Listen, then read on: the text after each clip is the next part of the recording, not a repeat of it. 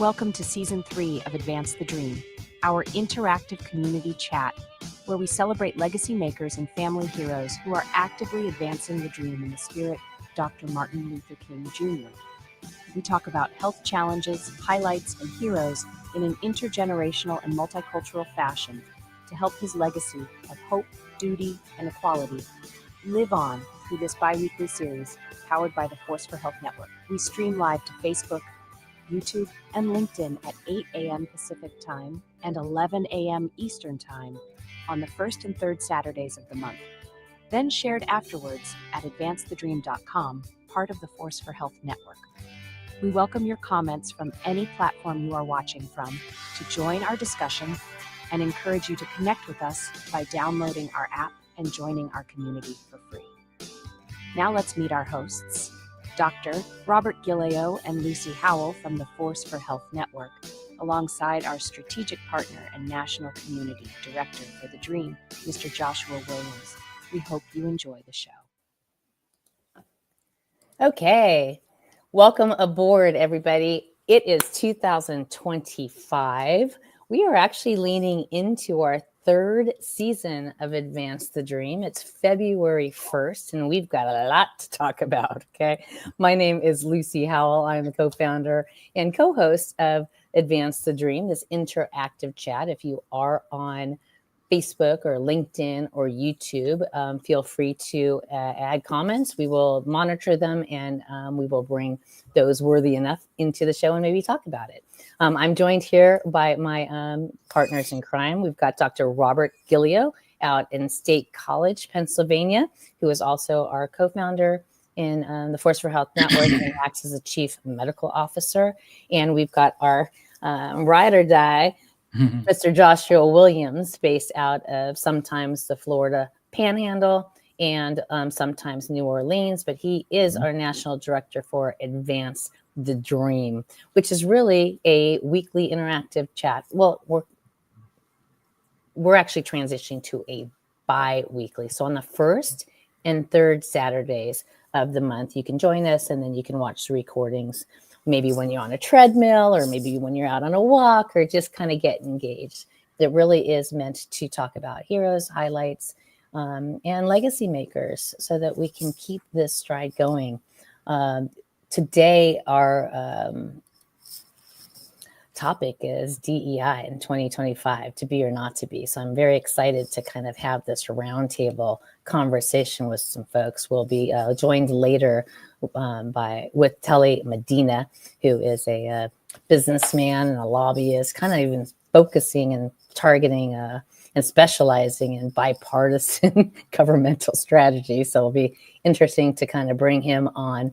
And then towards the end, we will be taking a Dr. Rob 360 Human Explorer Tour, because it is Heart Month.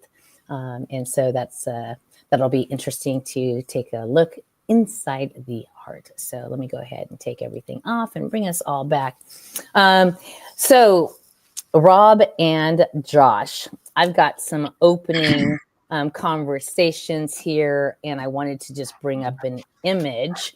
But before we do, I want to pass the baton for a welcoming statement from you both. Rob. It's a tough week. I can't get the lighting to work well, so I look good. Maybe I look better in the dark lighting, but it's kind of this shadow has been over the week. Actually, the last days, frankly, since inauguration, and it's not made better by having a couple plane crashes occur this last week as well. 2 weeks ago, 3 weeks ago, was a fire in Los Angeles. The point I'm making is, as we talk about DEI later in this call, I just want to put it out there where no matter what color, gender, or creed you are, disaster doesn't know. So when a hurricane hits Josh's home in New Orleans or Lucy's childhood neighborhood in Los Angeles, it doesn't know if you're black or white or brown. It just destroys things. And we need to be a compassionate nation for the major disasters, but also the the micro disasters, those little things about hiring and firing and kindness and respect. So I'm feeling for all the people that had a major catastrophe happen to them this week, but I'm also feeling, frankly, a huge loss, sense of grief over what's happening with our executive orders and how it's affected people, not just people of color that are affected by DEI, but everyone that works at agencies and are served by them. Later, I'll tell you about my own family with some communications it got from the government this week and how it was handled. But ordinary, everyday kindness has to be what common sense is in America, and that has to find its way to policies. Kindness and fairness and compassion. I don't know. I'm rambling. No, I think that one of those weeks, Lucy, where shit happened. It happened in North Carolina after the hurricane. Oh, you guys all forgot about that, didn't you? So did all the fundraising. All the fundraising efforts right now are going to Los Angeles neighborhoods where there's a great need. But then the plane crashed, and soon you forget about Los Angeles. And before you know it, any one of millions of people that lost their job this week or this next couple months, let's not forget them and do the little things on a daily basis that help make their lives better. I think that this platform is designed to host some uncomfortable conversations. And I hope we get into that with our various perspectives. It's not meant to be political in any way, shape, or form. No. It's meant to share perspectives and to have a platform for civil discourse as we kind of talk and walk through some of these things that are happening and how even our own family members are reacting to them. Right, Josh, what's your opening line here? And then I'm going to throw up an image that I want us all to react to. Well, just piggybacking on what Dr. Rob just stated about, we're talking about DEI. It seems to be the catchphrase of all now. And it's amazing while we're talking about DEI and pretty much right after Martin Luther King's birthday, pretty much right at the beginning of Black History Month. Out of all of the stuff that's happened in the last week or two, I don't know where DEI comes from as it relates to a topic of discussion. We've had a plane that crashed. Nobody's discussing about why that plane crashed. Somebody is saying that it crashed because of the education of the folks that's driving it. But once again, those people have been driving the plane for 10, 15, 20 years. And this is the time that it crashed. So is it a malfunction in the equipment, or is it just the fact that someone is trying to shift or maybe steer a conversation in a different area to keep the truth from actually being exposed? So I am, while I'm pondered from the standpoint of why so much effort is being channeled to a topic that really hadn't surfaced or been even looked at as a possible reason for the cause. And I just think we're concentrating and we put a lot of energy into certain things in certain areas that are really not called for that amount of energy. You got people out in California who have lost their homes. You got another crash that took place in the East or the Midwest. One of them, was it Detroit, over Detroit? And that information is not being brought out yet. So, it's a lot of things, like Doc just said, about caring and understanding and being positive that we really need to continue to push, because this is a time in which we really need to express our kindness, our force for kindness, and our force for just love. I'll leave it at that, Lucy. I think that that's the perfect segue for me to throw up an image. Now, every year or at least the last 5 years, I start off my year with a celebration of my Tucson Beyond community. When Gabby Giffords was shot, back in 2011, it was terrible. But the way that our community responded, we celebrate with kindness. We get outside, we're kind to strangers. And then a week later is MLK, Day, his birthday, right? And the holiday happened to be on the 20th. His actual birthday is the 15th, celebrated that. But I was sick and I could not go to my community MLK Day. And it made me just feel so bad. But what did I do? I sat on the couch and I watched the whole inauguration take place, right? And so I had these very interesting feelings. And this is just kind of what came out of my creative mind in terms of, you got this energy behind the White House dome, right? You got Jimmy Carter's half staff flag flying in the background. You've got new leadership coming in who claims that he just wants merit and equal things, right? Some could interpret his words differently. Like I said, we're all going to come here with different perspectives. I'm a little bit more forgiving than others. And then we've got Dr. Martin Luther King Day in the same deal. And, here we are trying to advance the dream. And I just wrote out, is it even still possible? Is it even possible? With the differences of opinions, it's very difficult, I've found, even within my own family, to have just regular conversations, to talk through some of these differences without getting in a big fight. So I'm glad that Telley joined us in the back, so he can kind of hear part of this, and we'll segue him in. But I just wanted to go around the table really quickly and see how you guys react to this. Can we be stronger together? This day was just so interesting with all the things going on. Josh, how do you react to this? Well, it's like you said, Lisa, some people interpret it differently. Some people have a stronger view on it than others because of some of the things in which they have encountered through this process. It's almost like when you talk about everything that went on with people, especially Black and brown people, during the civil rights movement and trying to get that bill passed. It's like we're trying to go backwards on it now. What was so wrong with that we got to put this much attention and concentration into actually talking about that whole process over again? It's been since 1964 and 1965 since that actually took place, and we've been living fine. But now there's a big push and a problem with it. Because of what? Well, I mean, I do think that there have been extra emphasis on DEI starting at the Obama administration. And I do think that the intention was good and meaningful and well.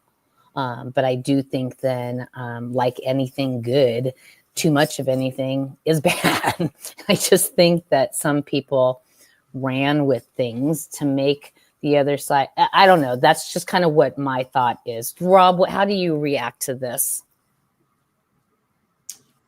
I see a lot of things that are happening that happened 40 to 70, 80 years ago. I see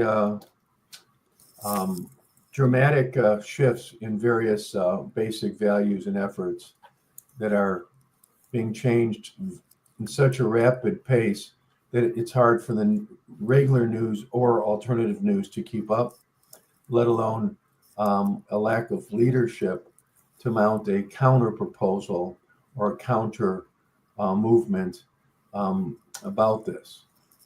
I'm looking for leadership. Who can I give my campaign money to? Or should we be giving campaign money to anybody, especially as corporations? I'm going to throw it out there that the corporate influence in our campaigns, and I'm talking both sides. When we changed the law in a Supreme Court ruling, and it was either 2010 or 2012, we made it possible for corporations or individuals to donate unlimited amounts of money to something called PACs, or political action committees, that are not controlled by the candidate, but are controlled by a leadership board that then can make massive donations. And I don't know about you, but I do okay financially, but I don't have $100 or $1,000, let alone $1 million or $100 million to donate to some local congressional campaign to say, if you don't vote the way we do, we're going to donate to your competitor and get you out of office and flood the airwaves. I think we need action on for both sides. If we want a stable America, we, the people, need to find a way to change political donations, because it is human nature. With that amount of money, anyone, probably including me, could be bought out on almost any issue if the stakes were high enough and it was going to affect my family in certain ways. I think I'm going to be introducing Telley here in a second, but I'm going to leave transition this conversation and kind of like my volleyball. I'm going to set this baby up for you guys to respond to. You know, I have a dream had the words of his desire for us all to be judged on the content of our character and not the color of our skin. I had a very interesting exchange with my ChatGPT virtual assistant. And it's just interesting how the perspectives, you know, compare and contrast, and what would MLK Jr. say to Donald Trump these days. And I thought that it was very interesting, the likenesses that came out. But on that note, let's go ahead and bring in somebody that actually does this on a real basis. Telley Madina, he is the president of Madina Consulting, and I noticed in his bio that there is a expertise and specialty in bipartisan government strategies. So happy to welcome Telley to the stage. Telley, it's nice to meet you. And I'll take this off. And you know, I saw you kind of watching, right, the last couple. Dare I bring that poster up? I mean, I'd love to get your thoughts on what you know, we're here talking about DEI in 2025 and what it means. And then also, you know, how do we continue to advance the dream? Is it possible? So, you know, share some of your thoughts with regards to that. Well, good and thank morning. you for joining us. Absolutely. Good morning. Thank you for having me. I hope y'all are well. And thank you to my brother Josh for making the intro in order to have a conversation about something that seems to be dramatically important in light of an announcement that DEI had something remotely to do with a plane crash where we hadn't had a crash in 15 years.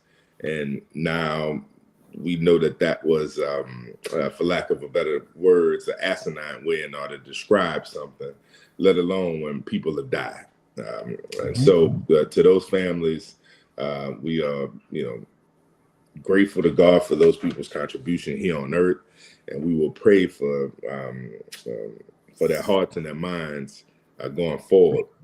I think, as a person who has been a part of some civil rights policy, I would like to say, on the advancement of issues for people, for working class people, not just Black, but Black and white, DEI, and for my friends who are in the space and we struggle with the conversations, I would always ask, is it tied to a revenue generation?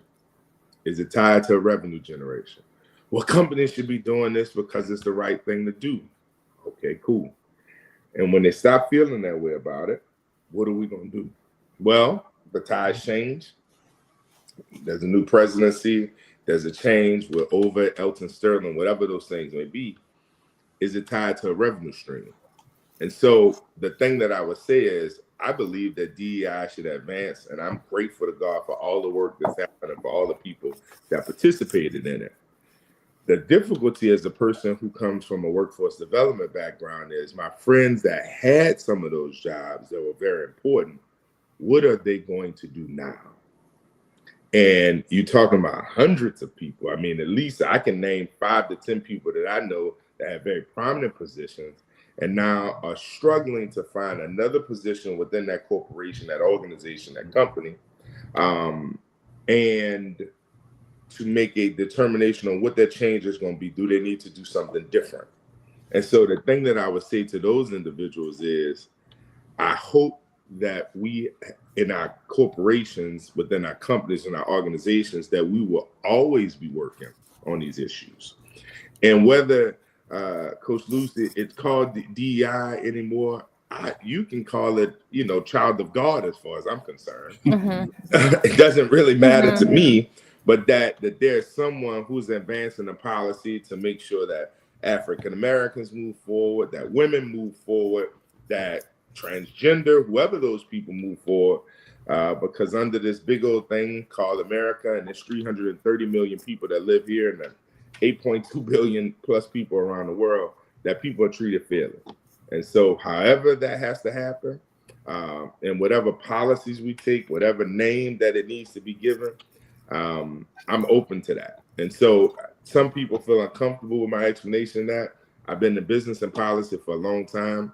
I know what happens when the pendulum swings, and this feels like one of those things. And so that there won't be retribution, just keep being a good person, keep advancing policy that's going to benefit every working class person and the people who are participating. I know that's not as hard when it's not expressed and it's not counted. And maybe the explanation doesn't even add up, but I'm a lobbyist by trade. And so good lobbying often at times is when everybody didn't get all of what they wanted. Now, that seems to be piss poor if Coach Lucy was advocating for the right thing and I was advocating for the wrong thing and I won. But that's the way that things happen sometimes in that building in Baton Rouge and in Washington, D.C. And what I can't do is get my mind off the ball because I'm so peed off that something got turned around. And so, yeah. Let me throw out devil's advocate position for you guys. I'm curious to get, now, you're not going to meet a stronger women's rights advocate than me. We have another club called My Girl Power, all about getting, gender disparities, evened out in the leadership roles in public, private, nonprofit sector, but mostly private and public sector.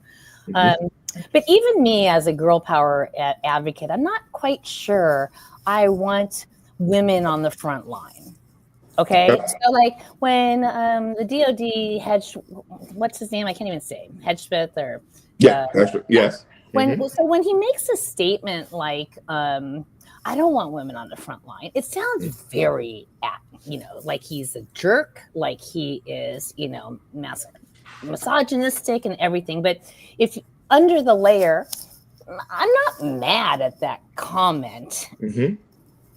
No disrespect to all the women in the military. The Women in Military Memorial is one of my gems, and I love it. But I just wanted to throw that out to you guys as an example of a DEI policy that has allowed, maybe a weaker physical body to be frontlined. How would you guys respond to that? I'll probably get some slack from my women folk there, but I'm just curious. I don't want to speak. I'm ready to speak to it, but I'll let Dr. Rob and Josh go first. Well, I'll jump in and thank you, Telley. My honorary daughter, Corinne, weighed 98 pounds, technically 101 on the day she weighed in.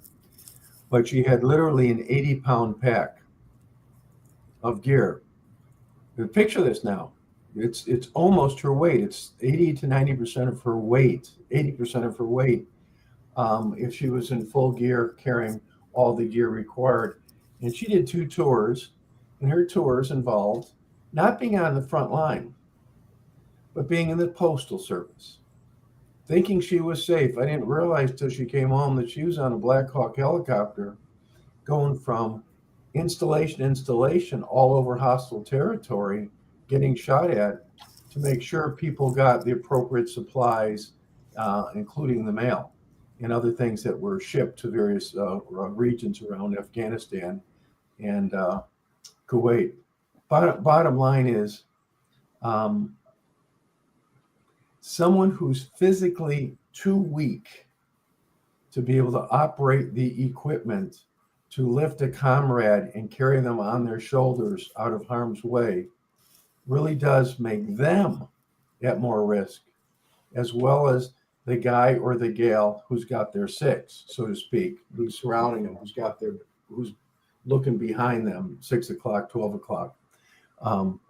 So Lucy on the front line, I want my daughter on the front line, just knowing she couldn't pick up a 40-pound sack of stuff to help in the garden last summer, let alone an 80-pound pack, except with intense concentration. She would have gotten killed on the front lines. And I think it's merit and size based. I think should be everywhere. I am not. That same daughter, Lucy, just got a memo that was 5 paragraphs long because she copied me on it. Basically giving her 6 days to either quit her current job or move to Portland, Oregon from Harrisburg, Pennsylvania. So she sold her house and is moving. And that's a government job? She has a government job. You know, she wants to keep her, she's in the civilian side of, or the state side part of what she's doing, and actually works for the National Park Service or the Forestry Service. But she had to quit her job of 3 years and now move to Portland with 6 days notice or lose her job. I don't care if you call that DEI, or I just simply call it incompetent management to send that memo. She got the exact same memo, word for word, that my brother-in-law at the top of a federal, let's just call it safety agency, one of the top guys, keeping us safe on airplanes, and the same letter that another son-in-law got, who's one of the top guys keeping us safe from drugs.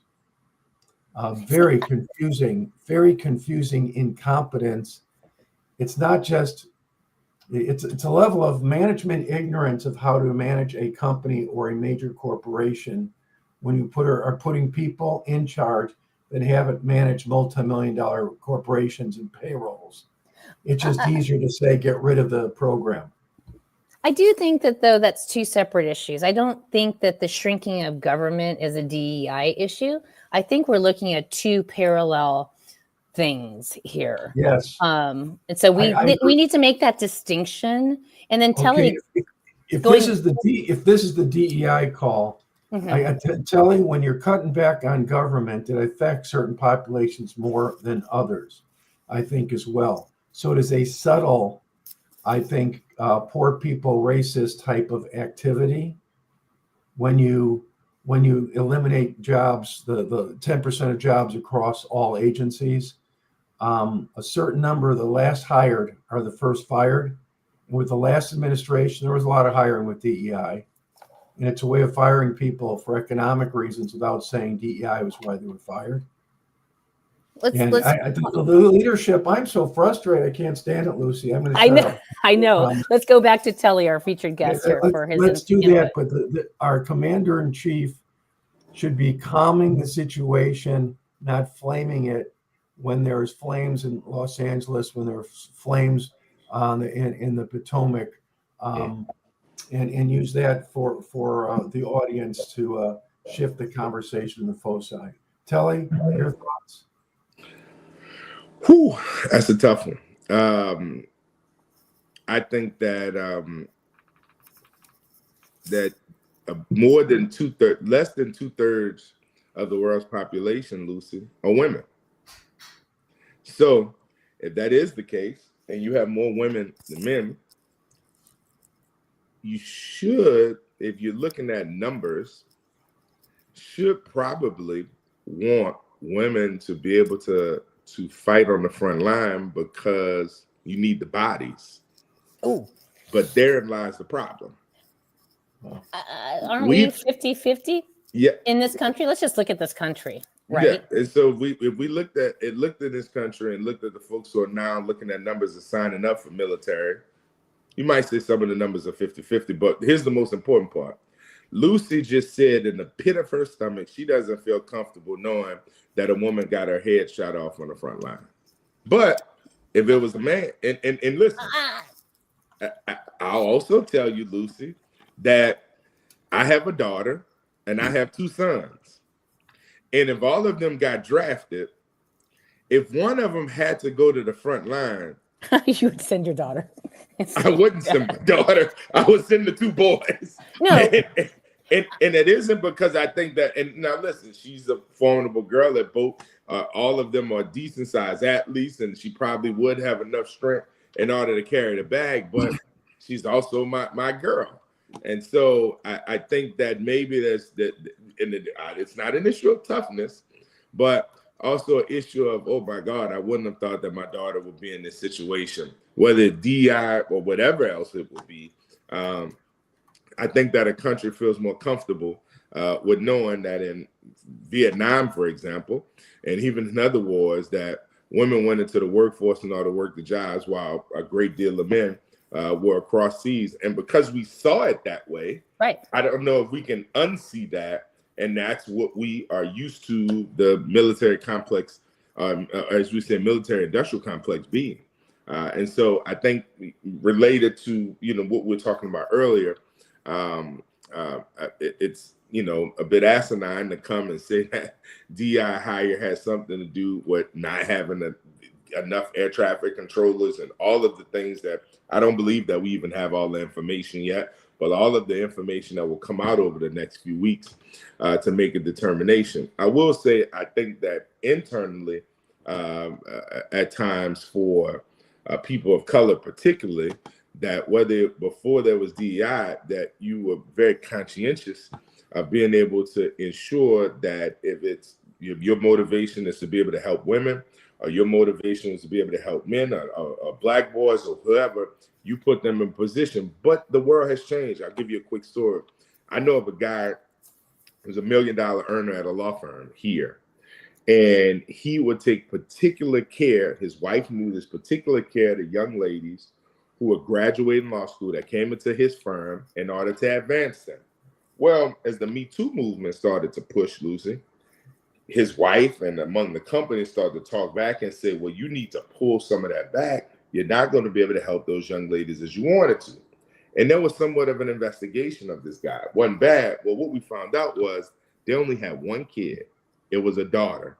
And when she was a 3L in law school about to graduate, Josh, she died of cancer. And so as his memory, to her was to help as many young ladies who were becoming attorneys as a kind of credence to his daughter. But that kind of was a lost in translation moment when you got to, having a Me Too movement. That isn't to say that what was going on, with this guy, his intentions seemed to be pure and they were good and he was doing the right thing. But sometimes life and history, we're looking at things from the past, you can get caught up. And so I think that right now, I guess to Dr. Rob's point, where we're going to be at with common decency. And common decency of what is supposed to be appropriate for man behavior, what men are supposed to be. I'm still teaching my boys that you have to open doors and you have to walk on the outside of the street where your mom or sister, because if the car comes, you should be the one to get hit. You need to be respectful to law enforcement, speak when spoken to the adults. These are the things that I was taught. So I don't know, Lucy, how to be untaught those things. And I still find that those things need to be well. You don't disrespect women. You don't talk to them crazy. And last but not least, your job is to be even keeled. And so the thing that I find that in business, even in talking to children and even with everybody seems to be so high or so low.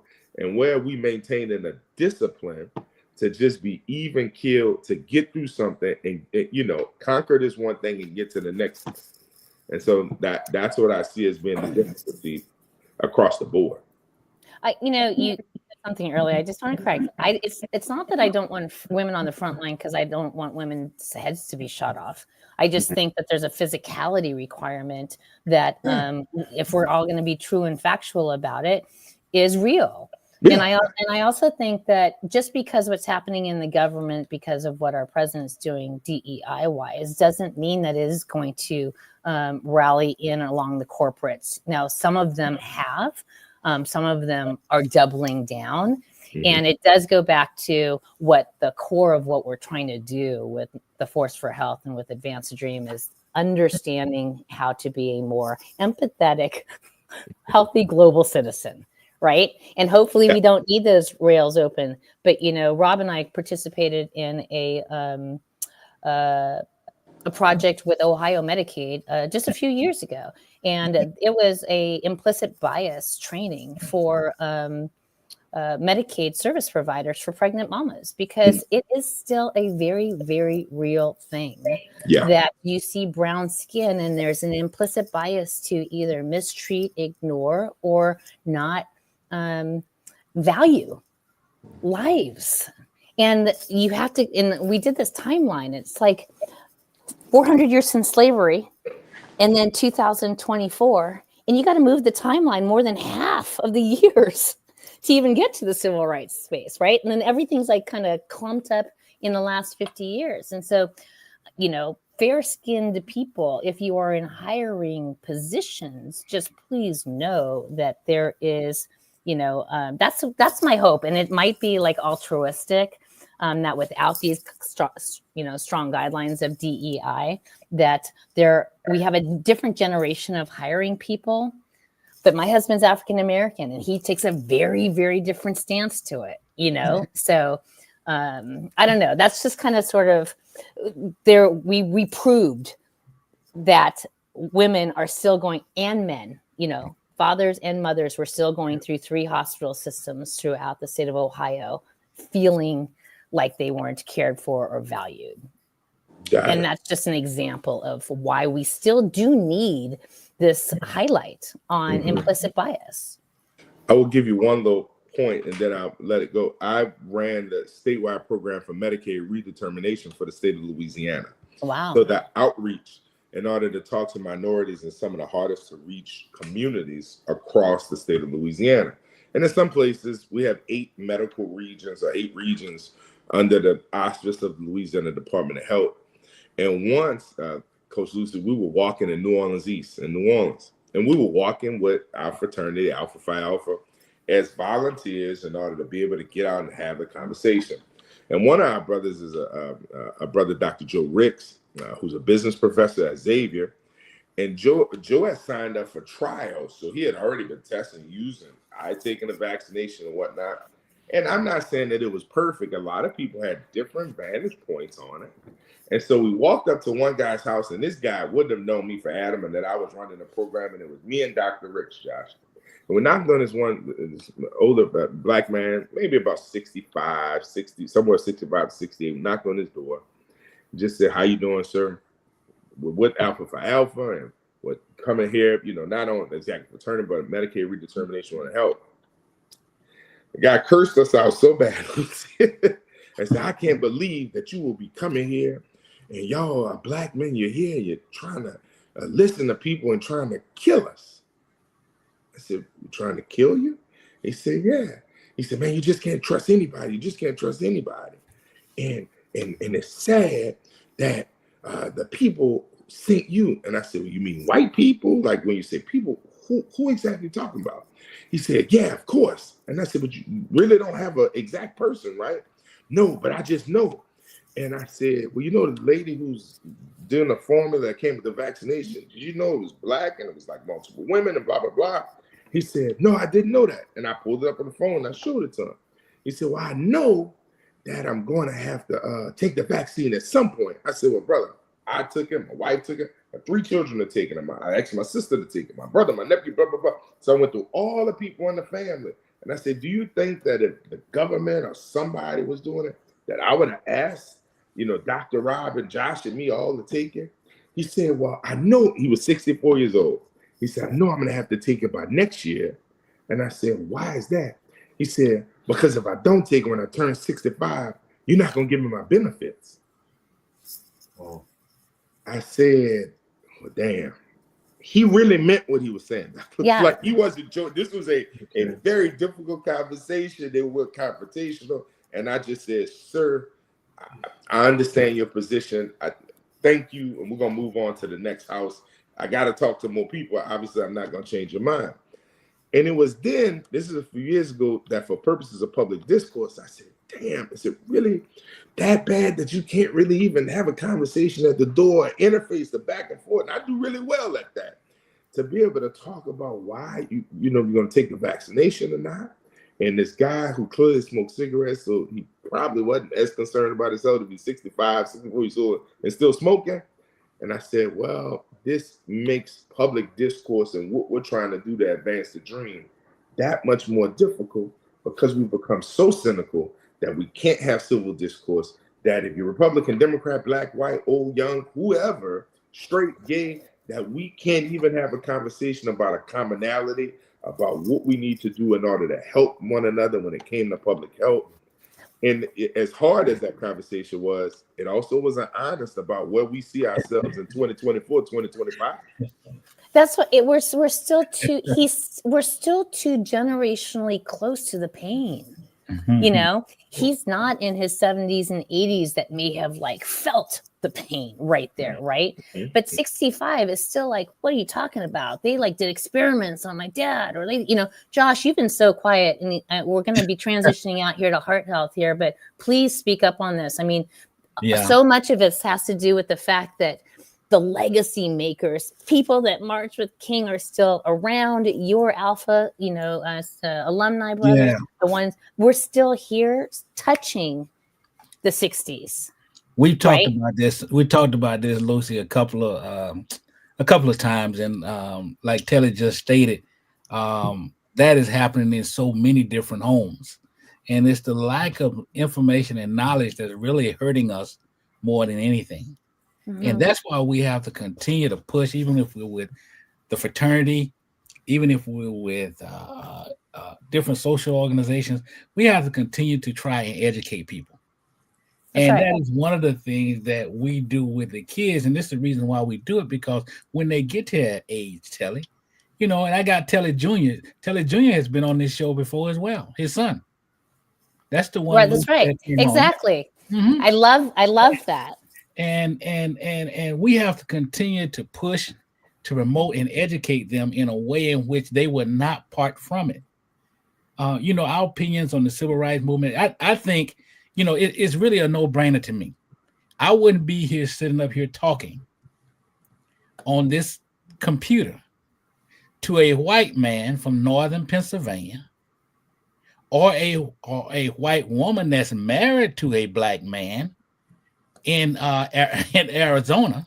I'm going to claim my Filipino. Another black man, if it had not been for what Dr. King put forth and tried to do. And that's the piece that I'm always thankful of, because we wouldn't have these opportunities. I know what you're saying about I didn't comment on the lady part being on the front line. But when Dr. King made his speech, he said he believed that he lived here in a place where all men are created equally.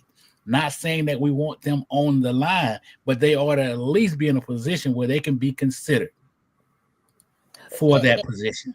Now, that's what I agree with. Considered, honored, and cherished. Yeah, because some women are stronger than men, and they could probably do that. So I wouldn't want to slight them or cut them, but I think that when we look at this and we're talking about all men being created equally and having those opportunities equally, I don't have a problem with a lady captain flying a plane if she knows what she's doing. Whether she's black, white, Indian, it doesn't make me any difference. As long as she knows what she's doing. Josh, I could have partnered with anyone from New Orleans. I reject the statement that you would be on this call, this would exist if it wasn't for King. Before King, my mother was raising me with an open mind. Was talking about things like half of my Jewish heritage, the other half Italian Catholic. But my father, after World War II, the Italian, changed his name from Gillio to Gillis so he could get a job, because there was a great deal of prejudice. My mother hid her Judaism background until she was in her 80s, even from her children. What I'm saying, though, is King was a tremendous leader and created a movement. There's great people of all colors, all races, all nationalities that believe in the same things King did. And we have to honor and be around those people. And you're one of them, Josh. You're not here because you're some token black guy. That you're the guy that attracted this brain trust of people to look at what you've done after Katrina immediately, but then it continues with what you do in schools, after schools, and churches. You're inspiring the other way around. You're not here because of a DEI thing. You're here because of merit, and I want to increase my level of skill by being around you, by being around Lucy, and maybe being around Telley. I don't know him well enough, but boy, am I impressed. Not because he's some black guy that got his. All the three of you are not here because of meritocracy of policy. You're here because you've got the skills and the competence, and there's two differences, Lucy, with that.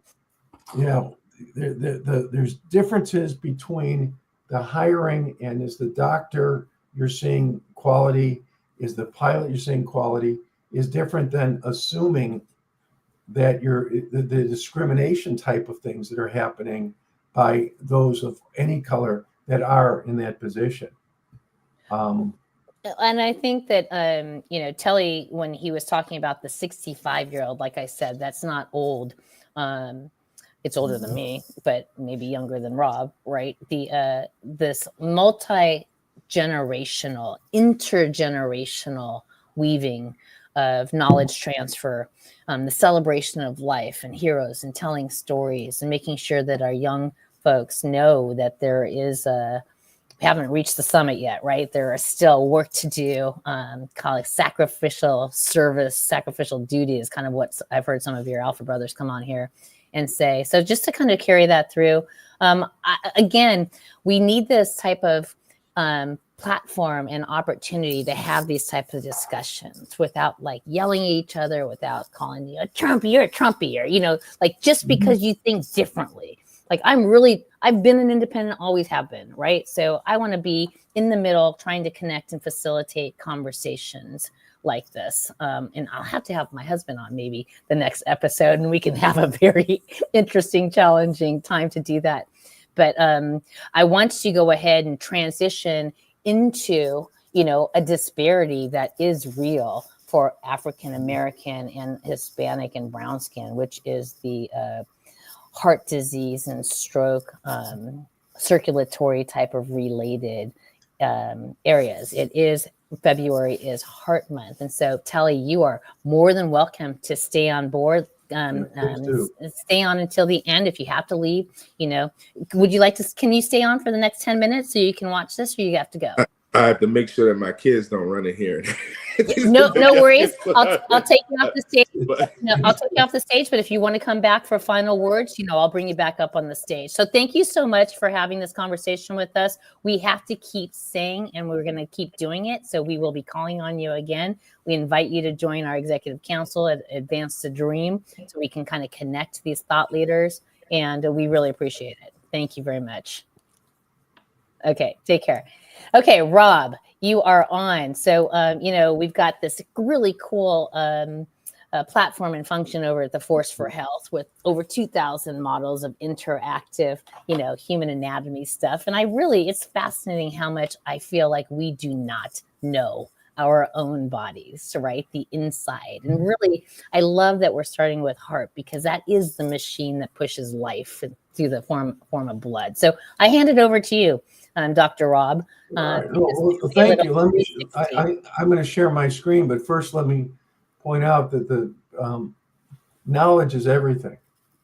And what's happening now in these last decade or so, including leadership from the current administration, is to make resources online available to anyone, whatever school they're at. It's something to advance the dream. We have to advance health literacy knowledge. And so let's talk about the heart. And if you don't mind, Lucy, I'm going to attempt to share my screen. Are you playing a video? I am not. I'm trying to remove that. Go ahead. My bad. Okay, fine. I'm going to try and share my screen. I'm clicking on mine. I'm going to tap here to share entire screen, and it won't let me share it. So I'm going to click on one screen only. All right. Can you see my screen now with a beating heart and breathing body on it? Yep. Yeah. So I'm at a place called theforce4health.com, a free resource for the entire world. But if you want to play reality health games, get really good about your body for a couple pennies a day, you can have fun owning your body and competing like crazy. We have 1,000 models. I've clicked on blood, heart, and lung to bring up that there's 128 models. And why do we care so much about it? This thing is called your heart. It beats. And are you seeing a beating heart right now, everybody? Not yet. We're still seeing your menu, your course list. I don't know how to change. I don't share this tab instead. Okay. Are you There you seeing go. now a beating heart? Perfect. Okay. So this is a normal heartbeat. And this is a model that kids can utilize and play with and learn and label and stop and hide and do surgery and have learn how to pronounce pulmonary trunk and do surgeries and take a look at the actual function of a given heart. This is a heart with a normal heartbeat. Lub dub, lub dub, lub dub is the sound the valves in the blood make. It's made by the circulatory system having its own neurosystem. It's like a brain, the SA node, and the spinal cord, bundle of His, going through the body. And as that happens, it helps the body with, if you can see, electrical signals going through the conductive system. So there's normal heart. Then there's illnesses of the conducting system. If the heart muscle gets injured or stretched, that can lead to something called atrial fibrillation, where the heart beats with just a little bit different cadence. The top of the heart is fibrillating, vibrating, very inefficient. It's just kind of dripping blood into the lower part of the heart to pump to the body. And sometimes clots can form in those areas. So atrial fibrillation is an issue, and it has complications such as stroke. I'm gonna bear with me here, guys. I'm gonna try and share the next one. Share this tab instead. Are you now seeing a heart that has a bluish pattern going on with it? Correct, Lucy? Correct. All right, thank you. When the blood comes from your body, it's full of stuff. Carbon dioxide, the smoke from combustion, is if you had a fireplace and you're burning wood, and it makes smoke and ash, instead of that, you're burning calories in your muscles, it's making carbon dioxide. If you're drinking alcohol, if you have diabetes, it's making acetone, ketone, things that evaporate. So as it comes into your heart, it goes in the the right atrium and right ventricle, it goes out to the lungs where it gets purified and then comes back in from the lungs, kind of full of oxygen, the redness, eventually into the left ventricle and out the rest of the heart. Can you now see one that says coronary stenting? Yes. Okay. Well, if that blood is going to the rest of the heart, how is the heart muscle itself nourished? For these things that are called, I'm going to make it full screen, I'm sorry, that are called coronary arteries. These are the arteries that actually serve the heart muscle. Like when you look at your hands or your arms on your skin, you can see arteries and veins. On the heart, they're like this. And when things go bad, they get kind of ugly and they get narrowed internally. And so there's plaque that over time, when you eat too much cholesterol, plaque occurs in an area inside the artery. And if that plaque were to rupture, it can cause a blockage, like where these blood cells aren't moving quickly. And a stent can be placed in such a way, it's a plastic device with a metal cage in it with a balloon. And you see things are narrowed.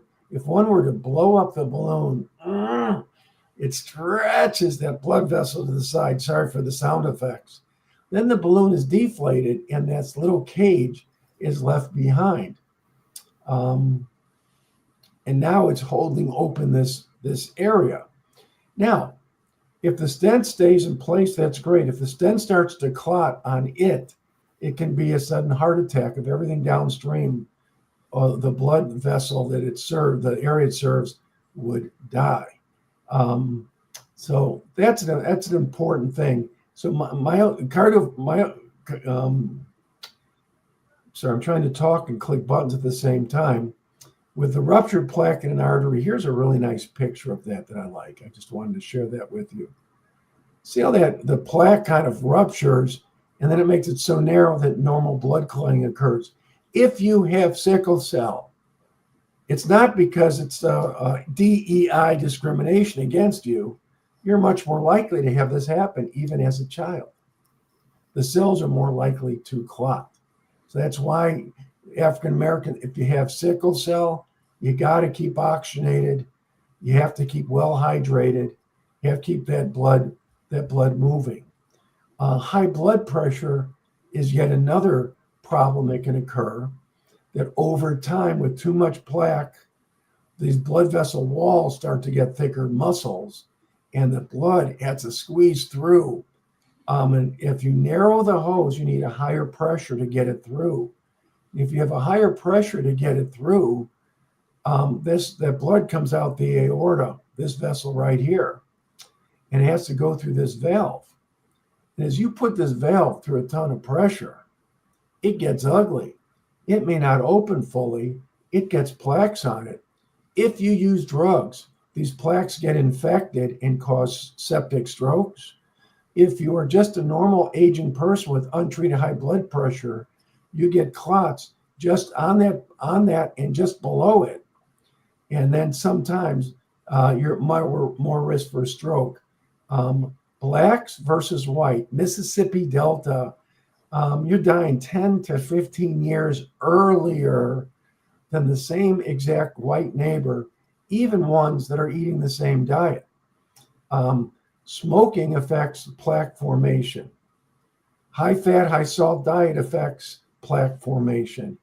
And over time, if you have too much blood pressure or you scar the walls, your body makes huge amounts of tissue that just are laying there and are floppy, and don't contribute and eventually start to fail, and the blood backs up to the right side of the heart and affects the lungs. So I should be on screen now with the three of you. What I'm trying to say is there is implicit bias when you go to the hospital, and no matter what kind of patient you are. Right now, I'm an old white guy that everyone assumes hates Black people, hates DEI. I mean, it's interesting to be on the other side of it, but I'm just an old northern white guy to some people, and other people, I'm just like their grandfather, and I'll get the best care, or I'll get maybe a little bit less. But all of us have to advocate for ourselves with healthy decisions. First off, to reduce the risk of early heart disease, to reach out to our older elders that are in their 40s, 50s, 60s, 70s, maybe the Alpha alumni would be someone to think about, Josh. But then thirdly, when in the hospital, ask the questions. Show me the picture, doctor. What is wrong with me? What is the procedure I'm going to have? What are the medications I'm taking and why? So it's important to break the cycle of heart disease disparities. A person needs to be knowledgeable, needs to be an advocate for themselves, needs to find the facilities with the best outcomes. Thank you. I think that that's awesome. And I'm so excited to announce the launch of one of our new specialty health clubs at the Force for Health that will be coached and led by none other than Dr. Rob himself. It's actually called Dr. Rob's Human Explorer Club. Think of it like a Facebook group that is interjected with actually courses and Learn It challenges every week. And so there's going to be a big focus on heart and circulatory and blood this month. Rob is a retired pulmonologist, Mayo trained, and so you're in good hands there. But again, that is actually part of our free basic membership, theforceforhealth.com. So if you'd like to go ahead and download the app, you can QR code that right there and get started with us.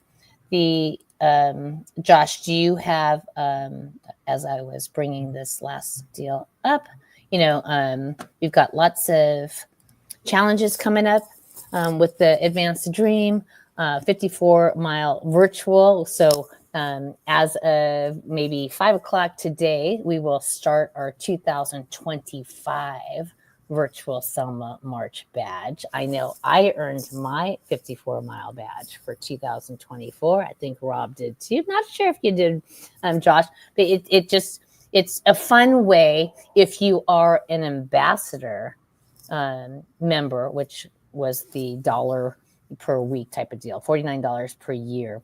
And then half of it actually goes and supports, scholarships for Advance the Dream programs. So if you are an ambassador, there is a virtual Selma March on our wellness app. And it just, when you track your cardio, it will see how long it will take you to go 54 miles, right?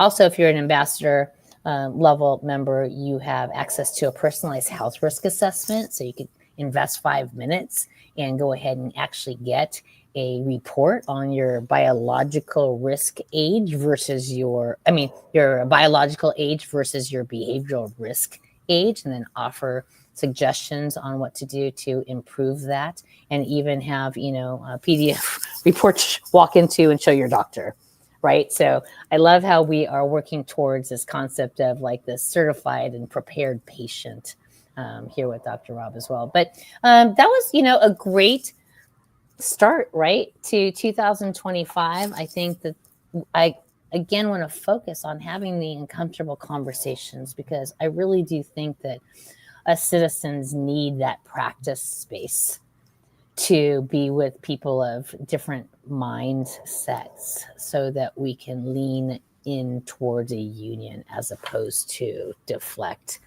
and oppose. Those are some of my closing thoughts. I'll go to you, Josh.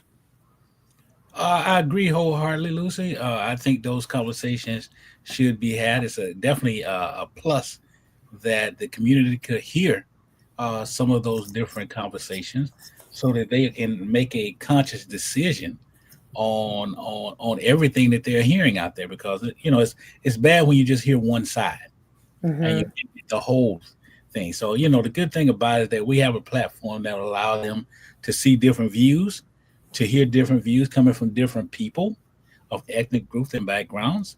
So we just have to continue to provide that information so that our community, so that people that live near us will have the tools necessary to understand and comprehend where we are in life and actually what is going on. And I love that you do matter. I love that we've been working with you for as long as we have, and we've taken this initiative to just take it to the masses in this intergenerational fashion. Because when it comes down to it, when you look at the surface of like, oh, what do you mean NIH funding? Like he's cutting all the funding, blah, blah, blah, blah, blah, right? It's so easy to just react and be mad and scared, right? Yeah. But I remind myself when I published magazines and tried to get public health information out throughout the years. And Dr. Carmona was my mentee. Like I loved him. He is who I respond and respect. And he said something to me at the very beginning. And he said, Lucy, we need to figure out a way. We do not need to spend any more money on figuring out how to get American citizens healthier. We need to figure out how to help them make the healthier decision, the easy one. And it's probably going to be through some type of incentives program. But, if you look at 10 different doctors and they're all studying in different silos based on these grants on stroke, let's go ahead and look at what prevents that and perhaps put some funding on the accountability of the individual, because 80% of chronic conditions are preventable. Isn't that right, Chief Medical Officer, Dr. Rob? Preventable or delayable. We're all going to die. Maybe when we're somewhere in our 80s to early hundreds, if we're lucky. But our life expectancy has dropped, all of us, statistically since COVID, and we've not caught up yet.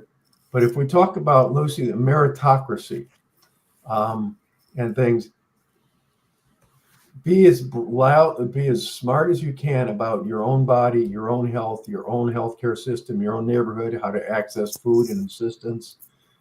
Be an advocate for yourself, and don't necessarily just believe one source. I feel so bad for that gentleman who, in his world, that was his truth. And those people at his door really were trying to injure him, harm him, or influence him to do something very dangerous for the benefit of big pharma. It's a shame that he really believed that. The forceforhealth.com platform, it's my dream that it becomes the place for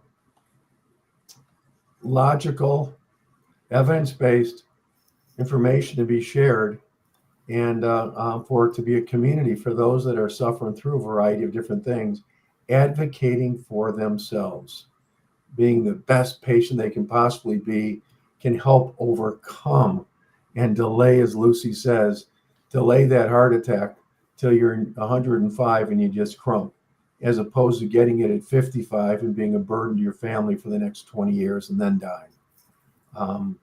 Too much early disease, especially in the African-American and primarily African-American male population. It's just an absolute disaster that can be addressed to some extent with the behavior of the individual person, while we are simultaneously trying to address issues in how healthcare is paid for and provided in this country. It's not perfect at all. On my watch, we have seen it go from a honorable profession to a bunch of small, it's not a healthcare system, it is a series of sick care businesses. And we have to help by being better patients to help take care of ourselves while this gets worked out. And the chaos is opportunity. The opportunity is underneath that skin. All 1,000 of those anatomic models, they're all the same, because we're all the same once we get 1 millimeter below the skin. Think about that. If I'm in a surgery, I don't know if the person's black or white. Mm-hmm. It's just get over it, you racist folks out there. We're all the same, at least the same hardware. Now let's get our software working out. I'm sorry. Those are my thoughts. Be kind and get health literate and get off your butt and walk. And do that Selma march and take someone with you. Advance your cardiac status, advance your social status, advance your knowledge, and relax with that walk as you learn about King and what you could do to advance the dream. First thing you can do, get health literate, stay healthier. That's right. And, I love our logo, because I'll leave you with this. It's about your own health and then the health of your family, because within those two first circles, there is so much interesting information to know. So I challenge you to look around your immediate family and ask them about their health history. Ask them if their parents had heart disease, stroke, colon cancer, prostate cancer, because really those first two circles of family and self are the most important place that we would like you and encourage you all to be confident in, right? I mean, let's do it. Know your blood, move your blood, give your blood, and know your family history. Okay. And so how we're going to structure this moving forward is this is going to be a bi-weekly broadcast. And the first of the month will kind of be this roundtable and general relevant issues and health awareness. But the third week, our second broadcast of the month, will really be focused on education and pathways. Okay, so join us for higher ed leaders and all different types of intergenerational perspectives on the state of the union of education and what we can do to make sure that it's equitable and equal for all. Okay, so thank you. We will see you on whatever date that is. I should have looked it up on the third Saturday of 14 days from today. So I guess that would be February 15th, right? February 15th. And till then, advance the dream, be a force for health, and move, learn, serve, and earn. Take care. See you later, guys.